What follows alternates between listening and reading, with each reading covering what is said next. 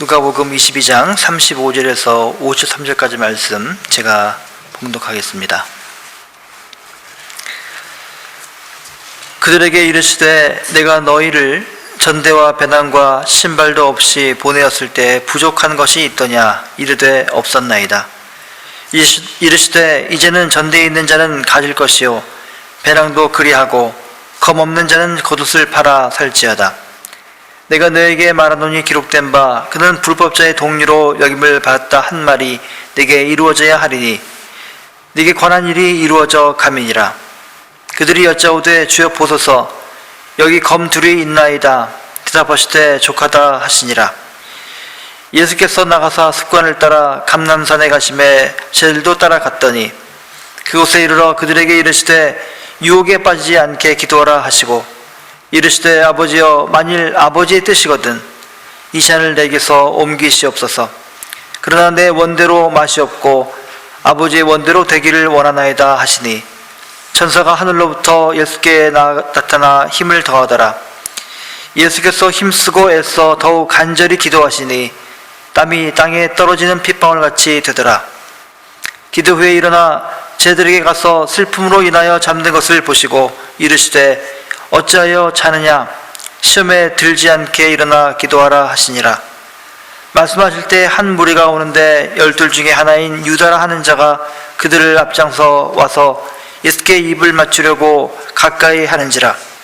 예수께서 이르시되 유다야 네가 입맞춤으로 인자를 파느냐 하시니 그의 주의 사람들이 그 된 일을 보고 여짜오되 주여 우리가 칼로 치리이까 하고 그 중에 한 사람이 대제사장의 종을 쳐 그 오른쪽 귀를 떨어뜨린지라. 예수께서 일러 이르시되 이것까지 참으라 하시고 그 귀를 만져 낫게 하시더라. 예수께서 그 잡으러 온 대제사장들과 성전의 경비장들과 장로들에게 이르시되 너희가 강도를 잡는 것 같이 검과 뭉치를 가지고 나왔느냐? 내가 날마다 너희와 함께 성전에 있을 때에 내게 손을 대지 아니하였도다. 그러나 이제는 너희 때요 어둠의 권세로다 하시더라. 아멘. 주의 말씀입니다.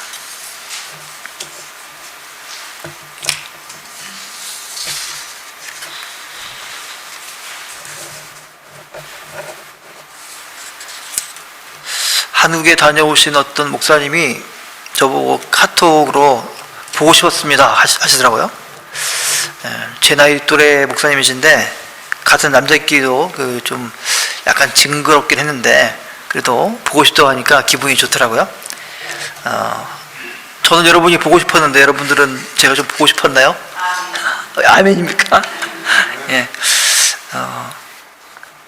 2시간 정도를 차를 타고 오는데 참 경치도 좋지만 아침에 말씀을 전할 수 있는 그런 기쁨과 참 영광스러운 그런 일다라는 생각을 가지고 왔습니다. 말씀을 나누는 것이 얼마나 복된 일인가 그런 깨닫는 저 여러분 됐으면 참 좋겠습니다. 기도하고 말씀을 나누겠습니다. 주님 감사합니다. 주님의 말씀을 저희들에게 주십니다. 말씀 따라 살아가게 하옵소서. 예수님 이름으로 기도드립니다. 아멘. 예배 가운데 임재하시는 주님의 은혜와 평화가 이 시간 우리와 함께 하시기를 축원합니다. 요즘처럼 평화가 참 간절할 때가 없습니다. 벌써 우크라이나 땅에 전쟁이 시작된 지 넉 달이 지났죠. 얼마 전에 100일이 되어서 100일을 기념하는 그런 방송을 봤는데 많은 그런 우크라이나 사람들이 얼마나 전쟁으로 고통을 당하고 있는가 그런 것들을 보면서 참 눈시울이 뜨거워졌습니다. 전쟁의 장기화를 전쟁 초기에 많은 사람들이 염려했죠. 그러나 염려한 것처럼 그렇게 전쟁이 좀 길어지고 있고 심지어는 확전의 위험까지 계속 도사리고 있는 것 같습니다. 이미 세상은 지구촌이라는 말이 있는 것처럼 서로 얼기설기 얽혀 있죠. 지구 한 곳에서 전쟁이 벌어지게 되면 아무리 먼 곳이라고 해도 그 영향이 지구 반대편까지 미치게 되어 있습니다. 한 몸이기 때문에 그렇죠. 오늘 이 아침에 우크라이나 그 땅의 평화를 염원하면서 성경에 나타나고 있는 이 폭력에 대해서, 그리고 그 폭력에 대해서 하나님께서 어떻게 응답하시는가, 이것을 여러분과 함께 나누고자 합니다. 성경을 읽다 보면은 참 이해하기가 어려운 부분들이 나옵니다. 그 중에 특히 불필요한 폭력을 행사하는 그런 장면이 나오게 되면 참 괴롭습니다. 이것이 과연 하나님의 뜻일까? 이런 생각까지 들 때가 많습니다. 우리가 잘 알고 있는 이 여호수아는 가나안을 정복하면서 이미 더 이상 항전을 포기한 그런 적의 마을에 가서 남녀노소 가릴 것 없이 다 몰살하고 심지어 동물들까지 다 죽입니다. 아합 말년에 쿠데타를 일으켰던 그 예후는 아합 가문에 속해 있던 사람들을 다 죽이고 지도자들과 측근들 그리고 제자들까지 몰살하고 맙니다. 그리고는 백성들에게 말합니다. 이 사륙은 주님께서 그의 종 엘리야를 시켜서 하신 말씀을 이루기 위함이다, 이렇게 말합니다. 전쟁도 권력 싸움도 아닌 우리의 일상 속에서도 이렇게 폭력이 일어나는 일이 있습니다. 엘리야의 뒤를 이은 엘리사가 이제 베델로 올라가는 도중이었습니다. 그러다가 어린 아이들을 만나죠. 근데 어린 아이들이 이 엘리사를 보면서 놀려댑니다. 대머리야 올라가라, 대머리야 올라가라, 이렇게 자꾸 놀려댑니다.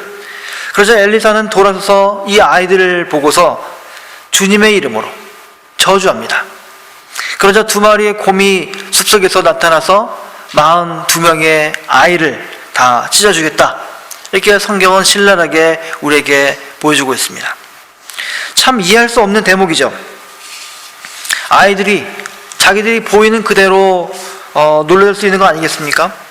철모른 아이들이 대머리라고 놀려든다고 해서 화를 내는 사람이 과연 지도자일까? 그것도 의문이지만 그 아이들에게 하나님의 이름으로 저주를 한다는 것이 말이 되는 이야기입니까?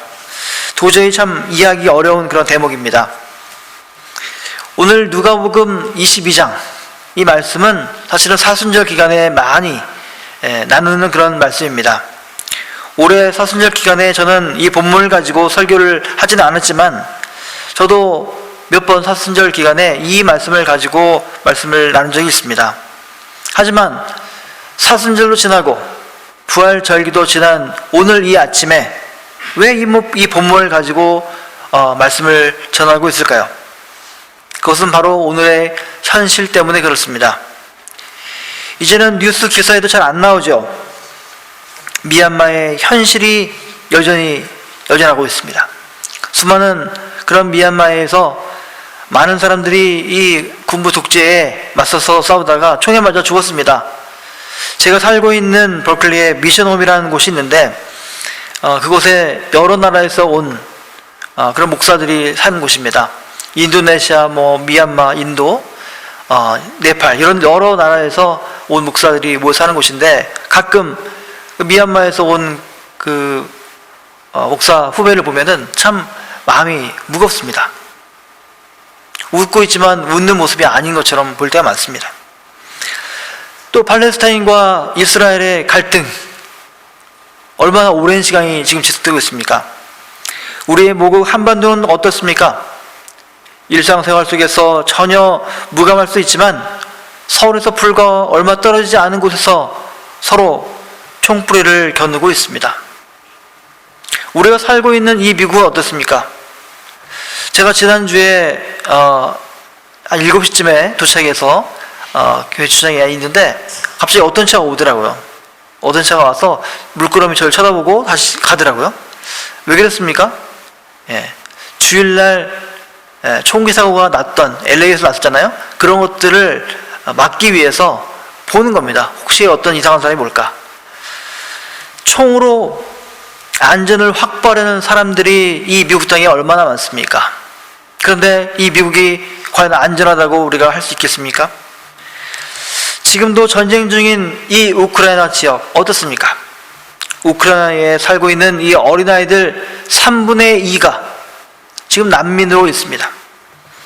넉 달 동안 학교를 가지 못하는 거예요. 책가방을 메고 학교를 갈 수 없습니다. 집을 잃었어요. 어떤 아이들은 부모를 잃었습니다. 타국으로 돌아다니면서 나라 잃은 아이처럼 살고 있습니다. 그 아이들을 보면 얼마나 마음이 무겁습니까? 이게 오늘의 현실 아닙니까? 세계 곳곳은 폭력이 난무합니다. 이 폭력에 대항하기 위해서 더 큰 폭력으로 대응하고 있는 게 오늘의 현실입니다. 이 폭력의 순환에 대해서 주님께서는 어떤 말씀을 하고 계시는가? 오늘 이 시간 여러분과 함께 묵상해 보고자 합니다. 오늘 말씀의 본문인 누가복음 22장을 함께 읽었습니다. 굉장히 길죠? 예수께서 감람산에서 기도하는 장면이 나옵니다. 우리가 너무나 잘 아는 내용이죠. 예수님의 기도 내용이 무엇입니까? 이 잔을 내게서 옮기시옵소서. 그러나 내 원대로 마시옵고 아버지의 원대로 되기를 원하나이다. 여기서 이 잔이 무엇입니까? 내 원과 아버지의 원은 어떻게 다릅니까? 우리는 흔히 예수님께서 기도하시는 이 내 원, 이 예수님의 뜻, 이것은 십자가의 길을 가지 않고 피신하는 길이다 생각합니다. 또 아버지의 원, 하나님 아버지의 그 뜻은 십자가의 길을 가는 것이라고 생각할 때가 많습니다. 실제로 많은 주석서들이 그렇게 말을 하고 있습니다. 33살의 젊은이가 십자가에서 죽는 것은 정말 피하고 싶은 그런 것입니다. 누군가 십자가에서 달려서 죽는 모습을 본 장면이 있다고 한다면 그것은 정말 진저리가 처지는 일이죠. 감히 내가 그 십자가에 달릴 수 없는 것이죠. 이렇게 친절하게 책은 설명하고 있습니다. 그러나 과연 그럴까? 과연 그럴까? 묵상하는 가운데 저는 물었습니다. 과연 예수님은 십자가를 피하고 싶으셨을까 하는 것입니다. 저는 그렇지 않다라고 생각합니다. 제가 예수라고 할지라도 이 상황에서 나 하나 목숨 살리자고 과연 내가 도망했을까, 피신했을까 하는 것입니다. 지난 몇 년 동안 수차례 내가 예루살렘에 올라가서 십자가의 순환을 당할 것이다, 그렇게 예언했습니다. 또 사흘 만에 내가 부활할 것이다, 이렇게 얘기했던 내가 나의 그런 이야기를 들었던 제 아들을 버려두고 과연 도망했을까 하는 것입니다. 조금이라도 생각이 있는 사람이라면 그렇게 못합니다. 사람이 때로는 죽음 앞에서 비겁하게 정도를 벗어나기도 하죠. 하지만 죽음을 초계처럼 버리는 것도 흔합니다.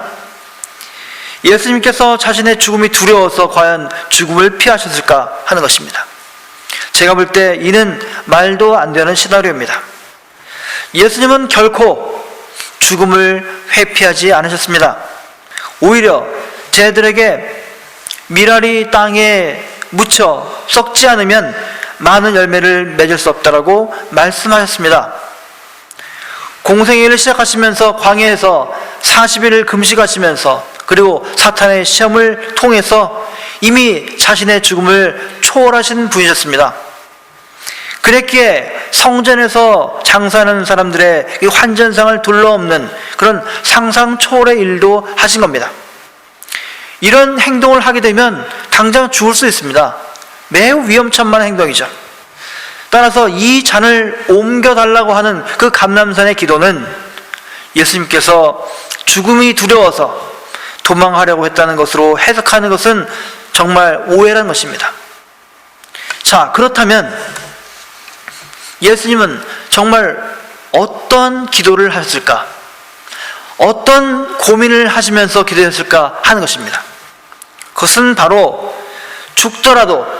내가 죽더라도 무력으로 끝까지 대항하다가 장렬한 죽음을 맞이할 것인가, 아니면 무력 저항을 포기하고 순순히 십자가에 달려 죽을 것인가 하는 그런 고민의 기도였다는 것입니다. 만약 무력 저항을 하다가 생포당하게 되면 십자가에 달리겠죠. 따라서 십자가에 길려는 것은 내가 무력으로 저항하든지 아니면 그대로 끌려가든지 양자의 길에서 모두 피할 수 없는 결말입니다. 저항할 것인가, 순순히 십자가를 질 것인가, 이 둘 사이에서 예수님은 고민을 하셨다는 것입니다. 장렬한 죽음, 이것이야말로 예수님께서 하나님 나라를 꿈꾸는 혁명가가 원하는 마지막 길이 아니었을까 하는 것입니다. 자신의 의로움을, 자신의 옳음을 드러내기 위한 길로서는 최선의 길인 것이죠. 하지만 그 길은 인간적인 뜻이고 많은 희생을 필요로 하는 것입니다. 그를 따르는 사람들의 처참한 죽음을 의미하는 것입니다. 물론 무력을 통한 민중 봉기가 잠깐의 승리를 가져줄 수 있죠. 그러나 장기적으로 볼 때 절대로 로마 군사력을 이겨낼 수가 없습니다. 이미 마카비 저항 운동을 통해서 역사가 증명했던 것입니다. 예수님 당시보다 100년, 150년 전에 마카비 전쟁이 있었습니다. 마카비의 형제와 그를 따르는 많은 사람들이 무력투쟁을 통해서 로마 군대와 맞서서 싸웠습니다. 그래서 이겼습니다. 그래서 유대의 독립을 쟁취했죠. 그러나 오래지 않아서 수많은 유대 백성들이 무참히 죽었습니다. 성서 고고학에 따르면 마을 전체가 몰살당하고 한 마을에서 2,000명이 넘는 많은 사람들이 한꺼번에 십자가형에 달려 죽었습니다. 무력에 의한 저항운동의 결과는 뻔한 것이죠. 처참한 사륙이 따르는 것입니다. 그러나 어차피 죽음의 길을 선택한 이 혁명가들에게는 가장 매력적인 것이죠. 사나이라는 것이죠. 실제로 예수 당시의 역사 속에서도 정치적인, 종교적인 이유로 로마에 대항한 반란 운동이 매우 많이 30번 이상이나 산발적으로 전개되었습니다. 많은 경우에 갈릴리에서 그런 일들이 일어났습니다. 그래서 많은 사람들이 갈릴리를 손살에 치는 것이죠. 자, 예수님 또한 이런 반란을 고민했을 것이라고 성경은 오늘 증언하고 있습니다. 누가복음 22장 35절을 이하를 보면은 예수님께서 감람산으로 향하기 직전에 제자들에게 이렇게 말씀하십니다. 내가 너희를 전대와 배낭과 신발도 없이 보냈을 때 부족한 것이 있더냐? 아무것도 부족한 것이 없습니다. 그래서 예수님께서 말씀하십니다. 전대에 있는 자는 가질 것이요 배낭도 그리하고 검 없는 자는 겉옷을 팔아 살지어다. 칼이 없는 자는 옷을 팔아서 사라 한 것입니다. 이 말씀을 들은 제자들이 주여 보소서, 이 검 둘이 있습니다. 그러니까 예수님께서 족하다, 그거면 됐다 하신 겁니다. 사실 성서 주석서를 몇 개를 살펴봤는데 서구 신학자들의 해석이 그리 명쾌하지 않습니다. 왜 겉옷을 팔아서 칼을 사라 했을까? 이 겉옷이라는 것은 사람에게 있어서 사회적 존재가 되게 하는 최후의 물건 아닙니까? 한 사람에게 있어서 생명을 유지하기 위해서 우리가 밥을 먹죠. 마찬가지로 사회적 존재가 되기 위해서는 옷을 입는 것입니다. 그런데 그 옷을 팔아서 칼을 사라. 옷을 팔아서 칼을 사라. 이것은 죽음을 앞둔 전사들이 최후의 항전을 앞두고 다짐하고 준비하는 것이라고밖에 해석할 길이 없습니다. 자, 사실 우리가 보는 이 누가복음은 로마에 대항한 유대 백성이 철저히 패망한 이후 이스라엘 다 이 지구상에 사라진 것이죠. 예루살렘 성이 돌 하나 위에 돌 위가 없는 것이죠. 완전히 없어졌습니다. 그 이후에 기록된 것이 누가복음입니다.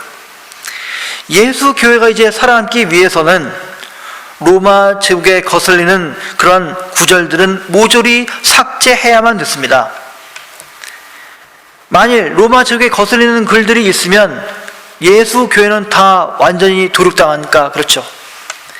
권력에 비판적인 예수님의 과거 혹시 정식 발언이 있다고 한다면 삭제되거나 모호하게 수정되거나 아니면 정치에 거스르지 않는 종교적인 서술로 바뀌어야만 했던 것입니다.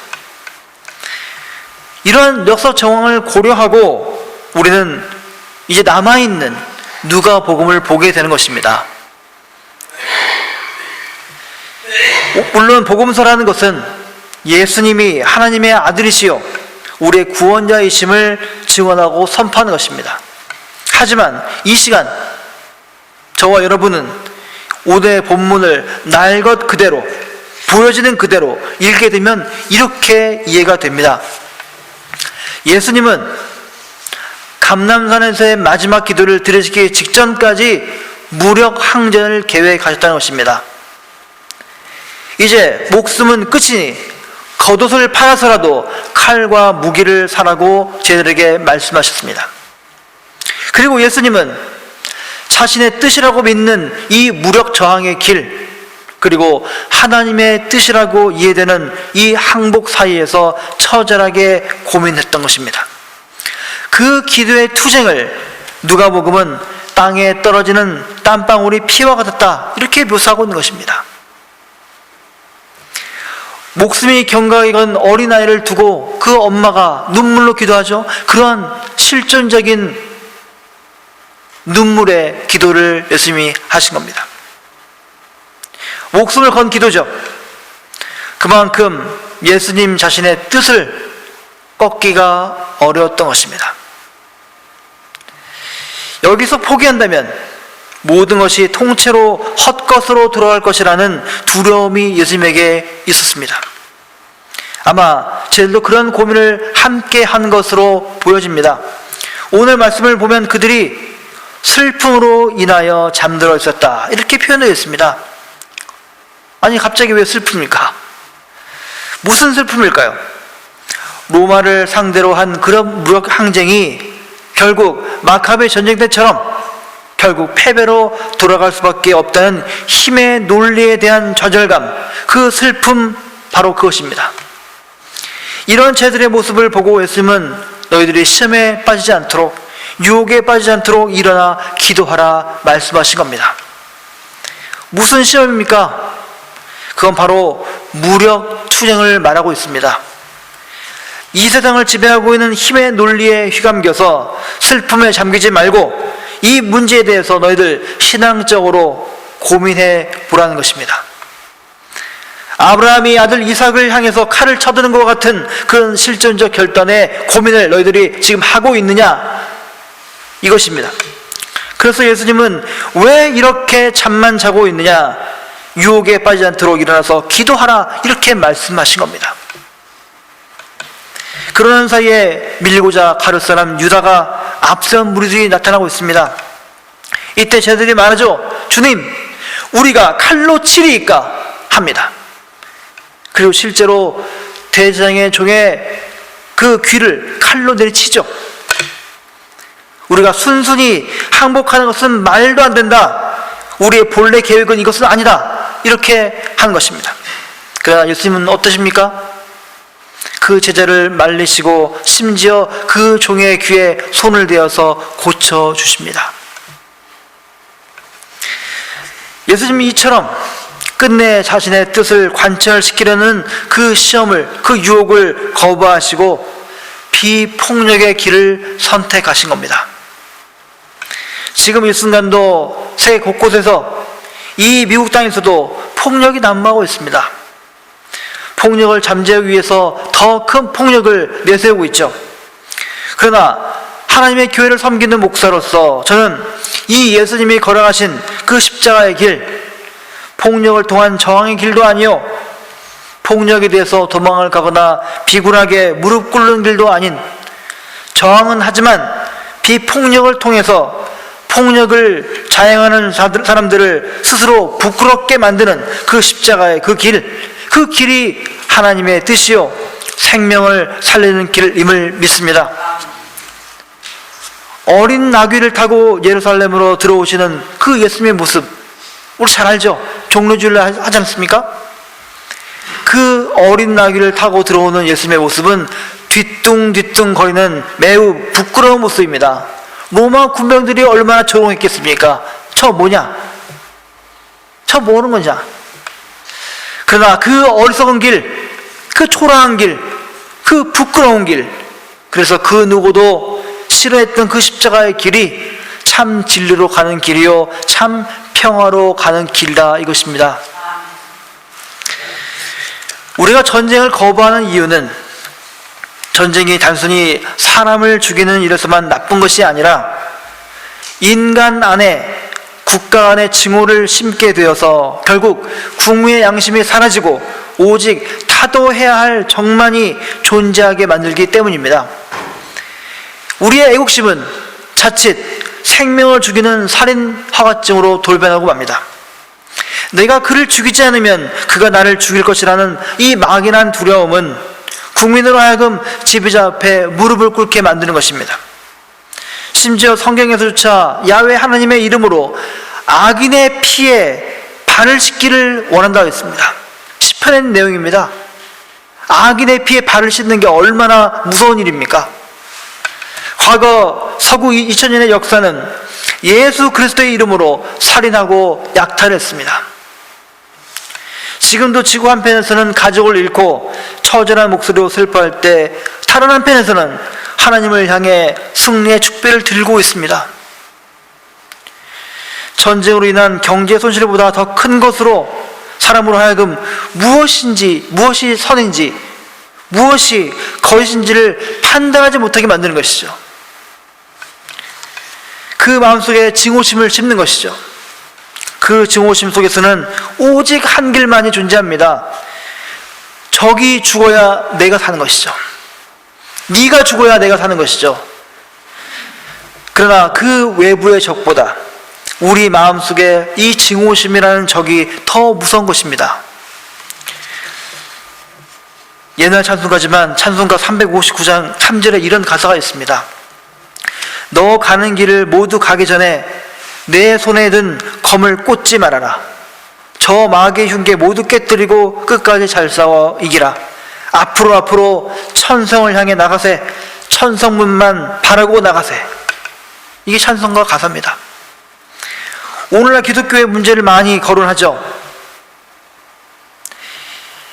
이웃은 보지 않고 천성문만 바라고 나가기 때문에 문제를 받고 손가락질을 당하는 겁니다. 너는 아니고 나만 천국 가기 때문에 그런 생각을 하기 때문에 그렇습니다.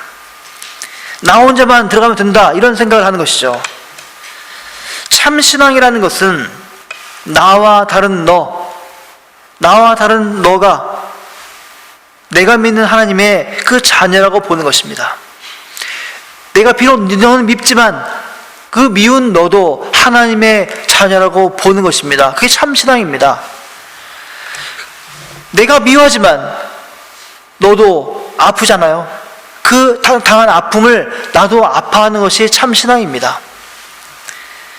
만일 적이 누구인지 분명히 가르치는 그런 가르침이 있다고 한다면 그것은 정말 위험한 가르침이고 잘못된 가르침일 가능성이 매우 높습니다. 의인과 악인에게 골고루 햇빛과 비를 주시는 그 하나님의 뜻을 이해하기 전까지 그 사람은 여전히 암흑 속에 있는 것입니다. 십자가의 길이란 비폭력을 통한 저항의 길이죠. 만일 예수님 자신이 원하셨던 대로 폭력을 통해서 저항의 길을 선택했다고 한다면 예수님은 우리의 주님이 아니라 독립운동가로 남았을 것입니다. 많은 독립운동가 중에 한 사람으로 남았겠죠. 그러나 폭력 저항의 길이 당연시되던 그 상황 속에서 이를 포기하고 칼을 버리는 비폭력 저항의 길을 가심으로써 기독교는 지난 2000년의 인간 역사의 방향을 전쟁의 길에서 평화의 길로 옮겨가게 했던 것입니다. 인도의 간디가 그랬죠. 마틴 루터 킹 목사가 그랬습니다. 남아프리카의 만델라가 그랬습니다. 참 어려운 길입니다. 그 길은 쉽지 않습니다. 그 길은 처절한 기도의 투쟁을 통해서 나오는 것입니다. 내 뜻과 아버지의 뜻 사이에서 피눈물 나는 투쟁을 통해서 나오는 것입니다.